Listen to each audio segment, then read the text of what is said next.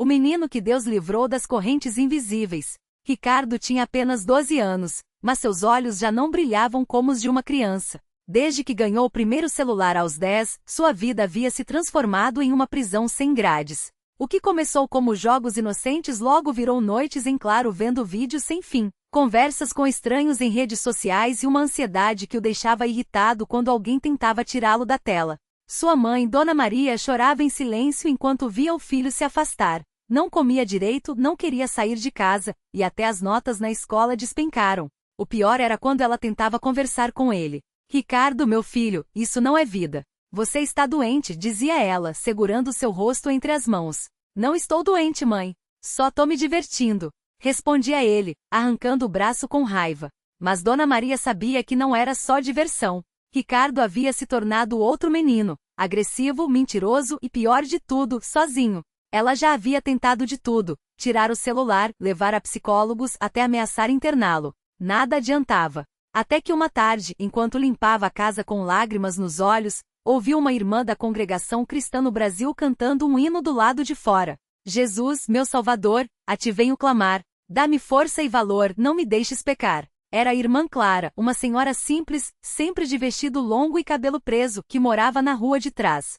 Dona Maria a conhecia de vista, mas nunca havia falado com ela. Dessa vez, porém, algo a impulsionou a abrir a porta. Irmã, a senhora pode me ajudar? Perguntou com a voz trêmula. A irmã Clara olhou para ela com olhos cheios de paz e sorriu. Claro, minha filha. O que está acontecendo? Entre soluços, Dona Maria contou tudo. A irmã ouviu em silêncio sem julgar, e quando ela terminou disse apenas: minha irmã, isso não é luta contra a carne, é luta espiritual. Mas Deus é maior. Venha conosco amanhã à noite. O Senhor pode libertar seu filho. No dia seguinte, Dona Maria levou Ricardo à força. Ele foi reclamando o caminho todo de cabeça baixa, fones de ouvido no pescoço como se fossem uma corrente. Isso é coisa de doido, mãe. Não vou ficar aí, resmungava. Mas quando entraram na pequena sala de cultos da CCB, algo fez parar. Não havia instrumentos, nem palmas, nem luzes coloridas. Só irmãos e irmãs vestidos com simplicidade, homens de um lado, mulheres de outro, todos com a Bíblia na mão. O ancião José, um homem de barba branca e voz firme, dirigia a reunião com seriedade. Irmãos, vamos orar a Deus com fé, disse ele, e todos se ajoelharam. Ricardo nunca tinha visto aquilo. Suas pernas tremeram quando sentiu o chão vibrar com as vozes unidas em súplica. Alguns irmãos choravam, outros levantavam as mãos.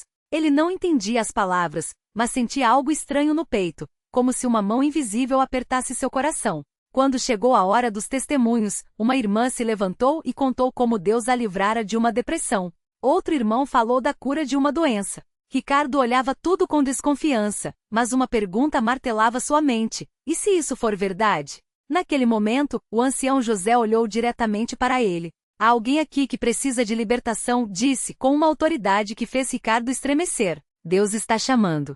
Dona Maria segurou sua mão com força. Filho, é por você. Deixa Deus te tocar. Ricardo queria correr, mas suas pernas não obedeceram. Quando o ancião e os irmãos se aproximaram e impuseram as mãos sobre ele, orando em voz alta, algo dentro dele quebrou. Lágrimas que ele não sabia que tinha começaram a cair. Era como se uma corrente arrebentasse. Senhor, livra este menino, clamava o ancião. Quebra estas cadeias em nome de Jesus. Ricardo chorou como nunca. Não eram lágrimas de tristeza, mas de alívio, como se algo pesado saísse dele. Quando se acalmou, sentiu uma paz que não conhecia. Olhou para o celular no bolso e pela primeira vez em meses não sentiu vontade de pegá-lo. Nos dias seguintes, Ricardo começou a frequentar a igreja com a mãe.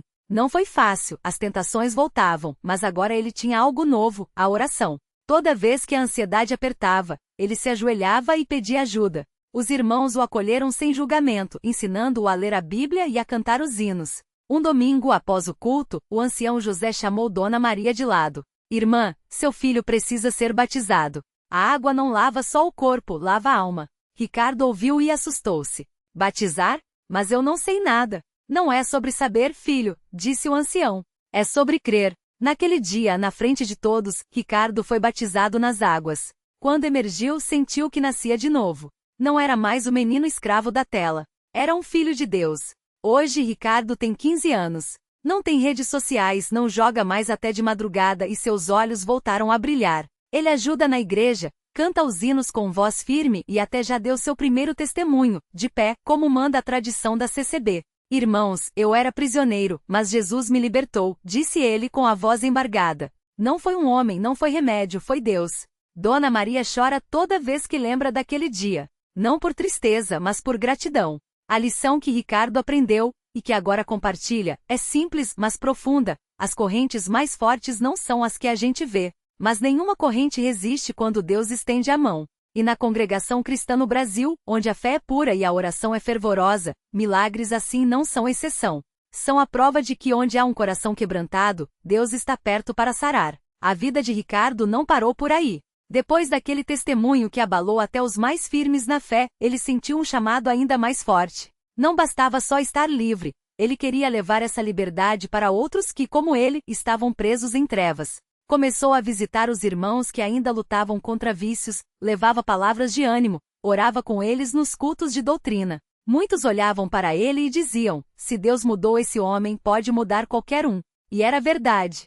Um jovem que antes era conhecido pela violência agora era reconhecido pelo abraço apertado e pela palavra certa na hora do desespero. Dona Maria, que antes vivia com o coração na mão, agora sorria ao ver o filho chegar em casa com a Bíblia debaixo do braço. Às vezes ele chegava tarde, mas não por causa das ruas, e sim porque tinha ficado ajudando a limpar a igreja ou a organizar os hinos para o culto. Ela não precisava mais esconder a carteira ou trancar o quarto. As mãos que antes roubavam agora seguravam o terço com reverência e repartiam o pão com os necessitados.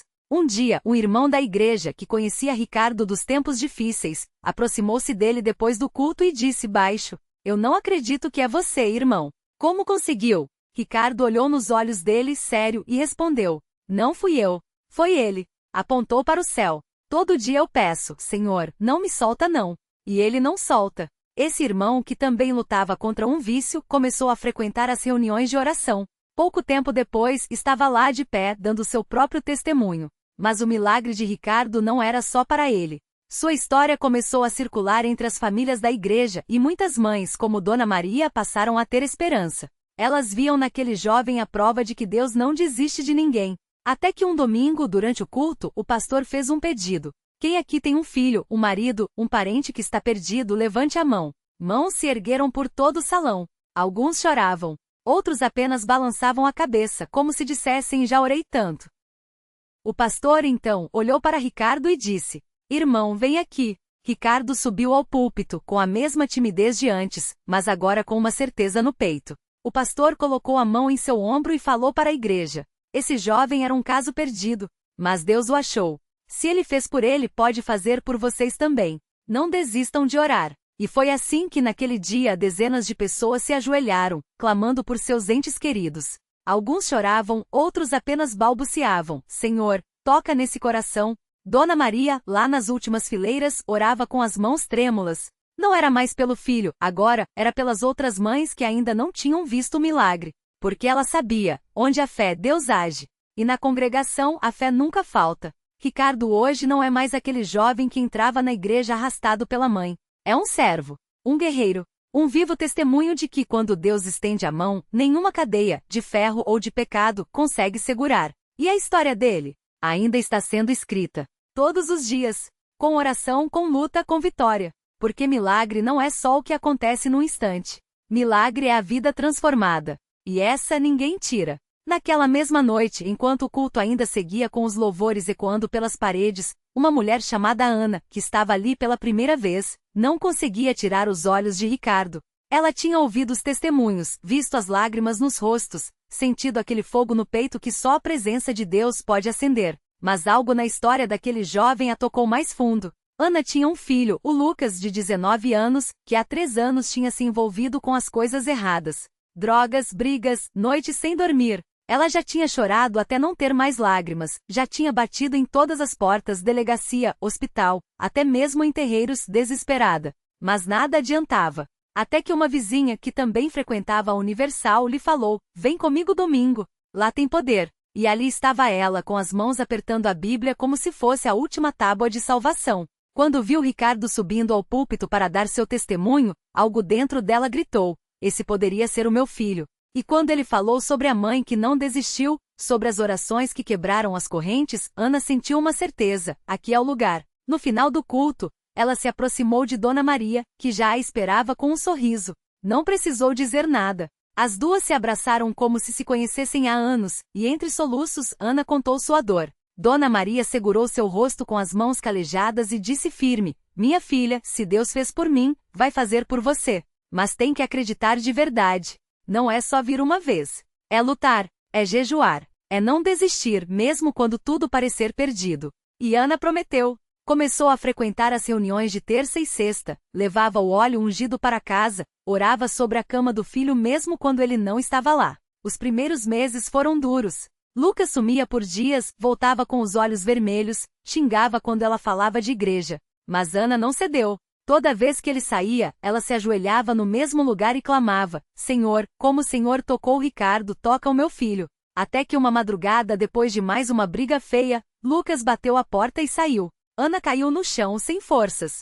Mas dessa vez, em vez de chorar, ela orou diferente. Deus, se o Senhor não mudar a história do meu filho, eu não saio daqui. E ficou ali em jejum, até o sol raiar. Naquele mesmo dia, enquanto Lucas andava pela rua sem rumo, um homem se aproximou dele. Não era mendigo, não era traficante, era um ex-presidiário que tinha conhecido Jesus na cadeia. Eu te vi ontem na quebrada, irmão. Você tá com uma cara de quem já tá morto por dentro. Mas eu também já estive assim.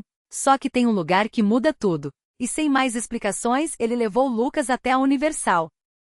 O jovem entrou arrastando os pés, de cabeça baixa, achando que era mais uma daquelas coisas que não iam dar em nada. Mas quando o pastor começou a pregar sobre a mulher do fluxo de sangue, se ela só tocasse nas vestes de Jesus, seria curada, algo dentro de Lucas ardeu. Ele lembrava da mãe, das orações, das noites em que ela ficava de joelhos por ele. E pela primeira vez sentiu vergonha. Não da mãe, mas de si mesmo. Quando o pastor fez o apelo, Lucas não resistiu. Subiu ao altar chorando, se ajoelhou e gritou: Deus, se o Senhor existe, me tira dessa vida. E ali, entre lágrimas e suor, ele sentiu uma paz que nunca tinha sentido antes. Não foi um raio, não foi um trovoada, foi uma certeza quietinha, como se alguém tivesse sussurrado: agora você é meu. Quando Ana chegou em casa naquela noite, encontrou Lucas sentado à mesa com a Bíblia aberta. Ele não disse nada. Só a abraçou forte e chorou no ombro dela. Não precisava de palavras. Ela já sabia. Hoje, Lucas é um obreiro na igreja. Auxilia os jovens que chegam perdidos como ele já foi. E toda vez que conta seu testemunho, ele olha para Ana, sentada na primeira fileira, sorrindo com os olhos brilhando. Mãe, valeu a pena você não desistir de mim, ele diz. E ela responde, como sempre, não fui eu, meu filho. Foi Deus. Ele só precisava que alguém acreditasse por você. Porque é assim na Universal. Não são só histórias. São vidas. São mães que recuperam filhos, filhos que resgatam pais, famílias que se reconstruem. Não é magia. É fé. É luta. É a mão de Deus escrevendo finais felizes onde o mundo só via tragédia. E a história de Ana e Lucas também ainda está sendo escrita. Com mais orações, mais batalhas, mais vitórias. Porque milagre não tem data para acabar. Milagre é todo dia. E todo dia Deus está esperando alguém que tenha coragem de acreditar. Ana e Lucas não sabiam, mas aquela não seria a última batalha. Alguns meses depois, quando tudo parecia estar se acomodando, o passado bateu a porta novamente. Dessa vez foi um telefonema no meio da noite. Uma voz trêmula do outro lado da linha: Ana, é a polícia. O Lucas está aqui na delegacia.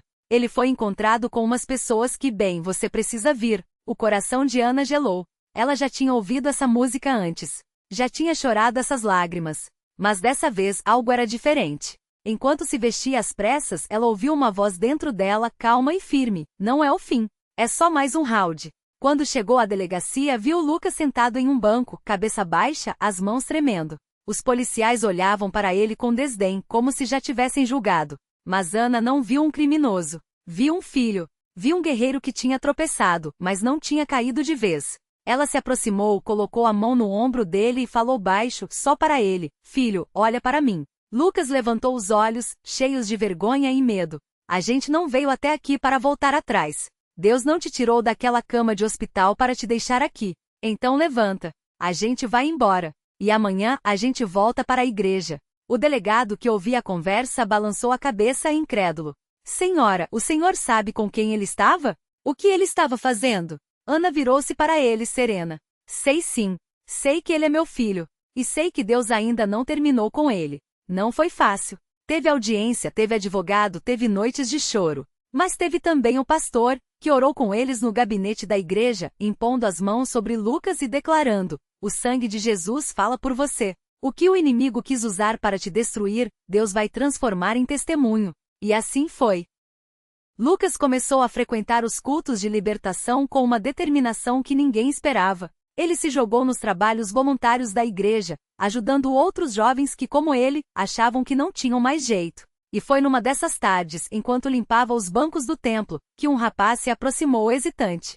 Irmão, você já usou drogas? Lucas olhou para ele, reconheceu a dor naquele olhar e sorriu. Já. Mas hoje eu sou livre. E você também pode ser. Ana via tudo aquilo e chorava. Não de tristeza, mas de gratidão.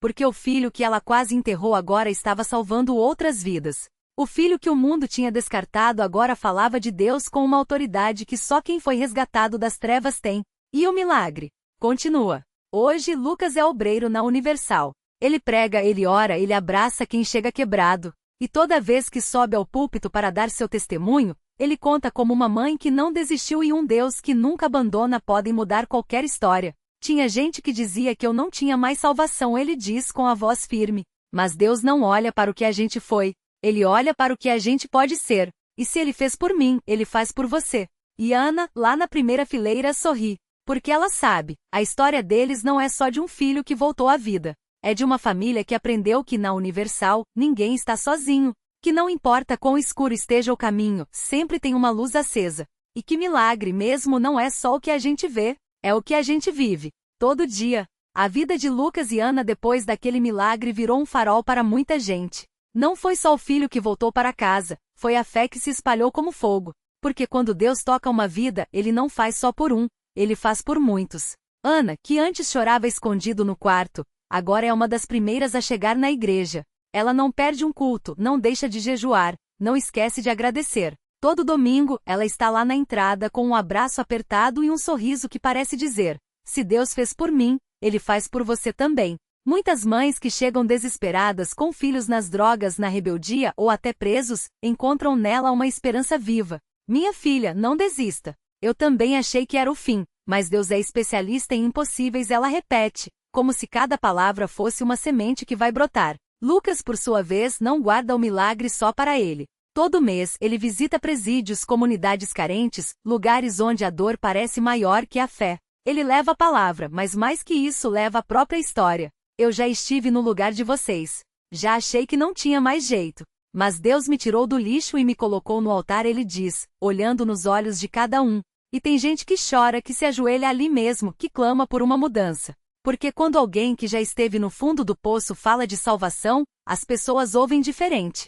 Um dia, um jovem chamado Rafael chegou na Universal arrastado pela mãe, cheio de ódio, cheio de marcas de brigas. Ele tinha acabado de sair de uma clínica de reabilitação, mas a vontade de usar ainda queimava dentro dele. Não adianta, mãe. Eu não vou conseguir, ele resmungava. Foi quando Lucas o viu. Não precisou de muitas palavras. Apenas se aproximou, colocou a mão no ombro do rapaz e disse: eu também achei que não ia conseguir. Mas aqui, Deus me ensinou que a gente não luta sozinho. Rafael não acreditou de primeira, mas começou a frequentar os cultos. Aos poucos a palavra foi entrando, a oração foi quebrando o coração dele. Até que uma noite, durante uma corrente de libertação, ele caiu de joelhos e chorou como nunca. Eu não quero mais essa vida, Deus, gritou. E algo dentro dele se quebrou para nascer de novo. Hoje Rafael é mais um obreiro na igreja. Mais um milagre andando, mais uma prova de que a mesma mão que segurou Lucas pode segurar qualquer um. Ana e Lucas não param. Eles sabem que o inimigo não gosta de ver famílias restauradas, vidas transformadas. Então, eles oram mais, jejuam mais, lutam mais. Porque agora a batalha não é só por eles. É por cada alma que ainda está perdida. A gente não pode guardar o milagre só para a gente, Ana sempre diz. Deus nos deu uma segunda chance para que a gente pudesse mostrar para outros que Ele é real. E assim, a história deles continua. Não como um conto que acabou, mas como uma corrente que não para de crescer. Toda vez que alguém novo chega na Universal quebrado e sai de lá diferente, é mais um capítulo sendo escrito. Mais um antes e depois que prova, onde o homem diz, acabou, Deus diz, começa agora. Porque milagre não é só o que acontece uma vez. Milagre é o que Deus faz todo dia, em cada vida que se entrega, em cada coração que se abre. E na Universal isso não é teoria, é realidade. É gente de carne e osso, com cicatrizes que viraram testemunhos, com lágrimas que viraram alegria. E se você está lendo isso hoje pensando que seu caso é sem solução, saiba uma coisa, Lucas já achou isso também. Ana já chorou achando que era o fim. Mas Deus não só mudou a história deles, Ele os tornou parte da mudança de muitas outras. Porque na Universal, ninguém é só mais um na multidão. Todo mundo tem nome, todo mundo tem uma história, e todo mundo pode ter um milagre. Basta acreditar e lutar, porque a fé sem obras é morta, mas a fé com ação, isso move montanhas, isso ressuscita sonhos, isso transforma vidas. Todo dia, o milagre não parou em Lucas e Ana. Lucas, que um dia entrou na Universal arrastando o peso de um vício que o consumia, hoje segura nas mãos o certificado de seu próprio negócio, uma oficina mecânica que emprega outros que, como ele, precisavam de uma segunda chance. Deus não só me tirou do buraco, ele diz, mas me deu uma pá para cavar poços de esperança nos outros. Ana, que chorou no altar pedindo pela filha rebelde, hoje abraça a jovem que se tornou missionária, levando a mesma fé que a salvou para outros lares partidos. Mas o milagre maior não está só no que eles receberam, mas no que se tornaram, ponte. Ponte entre a dor e a cura, entre a dúvida e a fé, entre o impossível e o veja só o que Deus fez. Porque na Universal, o milagre não é um evento, é um estilo de vida. É o idoso que aprende a ler aos 70, a mãe que supera o luto plantando sorrisos em um orfanato, o jovem que troca a revolta por um microfone para pregar a palavra que o salvou. Reflexão final. Deus não muda as circunstâncias para depois mudar você. Ele muda você, seu olhar, sua fé, sua disposição, e então, pelas suas mãos, Ele reescreve a história. O milagre não é só o que cai do céu, é o que brota da terra quando você, mesmo trêmulo, escolhe semear. Lucas e Ana descobriram que a oração mais poderosa não é Senhor, muda minha vida, mas Senhor, usa minha vida para mudar outras. Lição de vida. Seu fim pode ser o prólogo de um testemunho. A cicatriz que você esconde hoje pode ser a luz que guia alguém amanhã. Mas isso só acontece quando você para de pedir sair da batalha e começa a pedir armas para lutar nela. Porque fé que não vira ação é como semente que não é plantada. Carrega a promessa, mas nunca alimenta ninguém. E na Universal, todo dia alguém descobre que milagre não é o que Deus faz por você, mas o que Ele faz em você, e depois por meio de você. Basta dar o primeiro passo. O resto? Isso, Ele garante. Todo dia.